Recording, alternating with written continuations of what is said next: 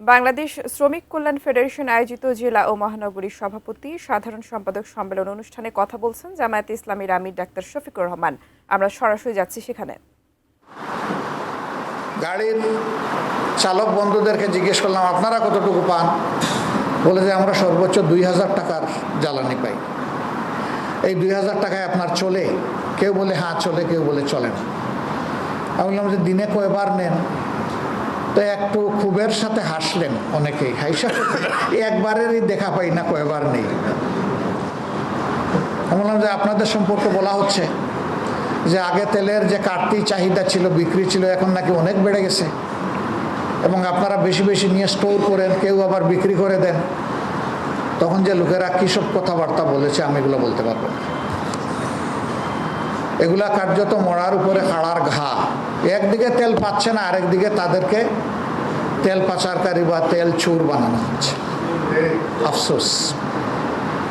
বলছিলাম শ্রমিকদের কষ্টের কথা। যারা বাইক বা রাইডার তাদেরকে জিজ্ঞেস করলাম সারাদিনে কত রুজি করতেন আগে? বলে যে 1,500 থেকে 2,000 টাকা। এখন বলে 600 থেকে 700 টাকা। কেন? প্রথমত তেলের সংকট, দ্বিতীয়ত সময় নাই, সময় তো চলে যায় তেল সংগ্রহ করতে। আর আমরা তো মানুষ, 24 ঘন্টায় তো কিছু ঘুমাইতে হয় আমার, তো এ দিয়ে পরিবার চলে না। তাহলে আপনি এই পেশা কোন পেশায় যাব? সব দিকেই তো বেকারের মিছিল। এটা আমার আত্মনির্ভরশীল একটা পেশা ছিল, এই দিয়ে তো চলতো, এখন তো পারছি না। এখন যাব ইনশাল্লাহ নিত্যদিনের যে কমোডিটিস পণ্য যেখানে বিক্রি হয় সেগুলোও দেখব।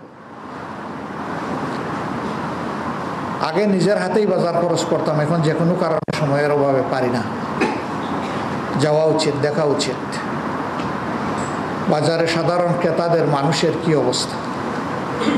শুনতেছি অনেক কিছুরই দাম বেড়ে গেছে, বাস্তবে গিয়ে যাচাই করব। একটা পাম্প পাইলাম ব্যতিক্রম, সে বলল আগের চাইতে বেশি এখন বিক্রি হয়। আর বলল অন্যান্য পাম্পগুলো বলল যে আমরা আগে যে পরিমাণ তেল পাইতাম এখন কেউ বলল 3 ভাগের 1 ভাগ পাই সারাদিনে 24 ঘন্টায়, আর কেউ বলল যে অর্ধেক পাই। একটা পাম্প বলল আগের মতোই পাই, একটু কম বেশ হয়। তা আপনি তেল কেমনে বেশি বিক্রি করেন? বললো যে চাহিদা বেশি, এই জন্য। আমি বললাম আচ্ছা, ভালো কথা। আগে একটা গাড়িতে যে যত চাইতো তত দিতেন কিনা? বলে হ্যাঁ তা দিতাম। বলে এখন দেন? কয় না দেই না। এখন কত দেন? ম্যাক্সিমাম 2000 টাকার তেল দেন। তাহলে আগে একজন মানুষ 10,000 টাকার তেলও নিত, সেই গাড়ি আপনি ভর্তি করে দিতেন। এখন 10,000 টাকার তেল যদি 2000 করে ভাগ করে দেন, তাইলে 5টা গাড়িতে আপনার ঢোকান নজলটা। বলে হ্যাঁ। বলে একটা গাড়িতে নজল ঢুকানো আর বের করা এবং তেল দেওয়ায় যে সময় যায়, 5টা গাড়িতে কম যাবে না বেশি যাবে? বেশি যাবে। আমি বললাম